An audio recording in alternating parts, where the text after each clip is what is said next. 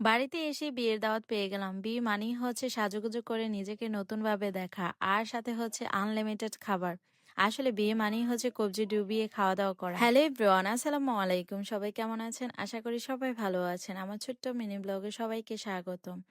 অনেকদিন পর বিয়ের দাওয়াত পেলাম, বলেছিলাম যাব না, মা বলে যেহেতু এসেই পড়েছ আমরা সবাই যাব, তুমি কেন যাবা না। আর বিয়েতে তো আর এভাবেই যাওয়া যায় না, কি পরবো কি পরবো ভাবতে ভাবতে মনে আসলো শাড়িই পরা যায়। আর বাঙালি মেয়েদের একটু শাড়িতে বেশি মানায়, আর মেয়েদের সৌন্দর্যই হচ্ছে শাড়ি। বিয়ে বাড়িতে যেতে যেতে রাস্তায় কি সুন্দর সরিষা ক্ষেত পড়লো, আর সরিষা ক্ষেতটা অনেক সুন্দর ছিল, তাই একটু সরিষা ফুলের সাথে ছবি ভিডিও করে নিলাম। হাঁটতে হাঁটতে চলে আসলাম বিয়ে বাড়িতে। বাসা থেকে একটু দূরেই ছিল বিয়ে বাড়ি। এইদিকে আমরা সবাই রুমে ঢুকে দুষ্টুমি করতেছিলাম। ঘরটা অনেক সুন্দর করে সাজিয়েছে, আসলে অনেক সুন্দর। জীবনের পথ চলা এখান থেকেই শুরু হয়। পরিবারের সবাই একসাথে কোথাও গেলে এমনিতেই ভালো লাগে, পরিবার একসাথে থাকলে ওই মুহূর্তটা যেন আরো বেশি সুন্দর হয়ে যায়। তারপর চলে আসলাম খাবারের টেবিলে, খাবারের জন্য অপেক্ষা করতেছিলাম আমরা সবাই। এইদিকে খাবার চলে আসলো। প্রথমে দিয়েছিল মাছ ভাজা, তারপর দিয়েছিল রোস্ট। আর বিয়ে বাড়ির সবকিছু অনেক মজা হয়, সব থেকে বেশি পছন্দ রোস্ট।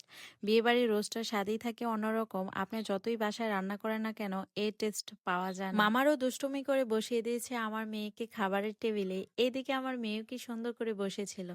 আসলে কোনোভাবেই ভাগ ছাড়া যাবে না। মেয়ে খাবার মুখে দিচ্ছিল না, শুধু হাত দিয়ে নাড়াচাড়া করছিল। এটা দেখেও আমি এত পরিমাণে খুশি হয়েছি যা বলে প্রকাশ করার মতো না। আসলে আমরা বিয়ে খেতে যাওয়া মানে লস, কোনো কিছু ঠিক মতন খেতে পারি না। গ্রামের ঐতিহ্য অনেক সুন্দর। তারপর চলে আসলো দই, আর বিয়ে বাড়িতে দই না দিলে আমার মনে হয় খাবারটাই সম্পূর্ণ হয় না।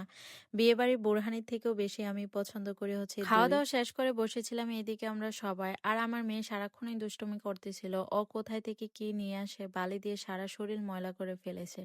বাচ্চা নিয়ে কোথাও গেলেও বেশিক্ষণ থাকা যায় না, কান্নাকাটি করা শুরু করে দেয়। বিয়ে বাড়ির রাস্তা ছিল এত উঁচু নিচু, শাড়ি পরে হাঁটতে অনেক কষ্ট হচ্ছিল। তারপর অনেক মজা করেছি আমরা সবাই মিলে। সবাই ভালো থাকবেন, সুস্থ থাকবেন, লাইক কমেন্ট শেয়ার করে পাশে থাকবেন। আজকের ভিডিওটা কেমন হয়েছে অবশ্যই জানাতে ভুলবেন না। সবাইকে আল্লাহ হাফেজ।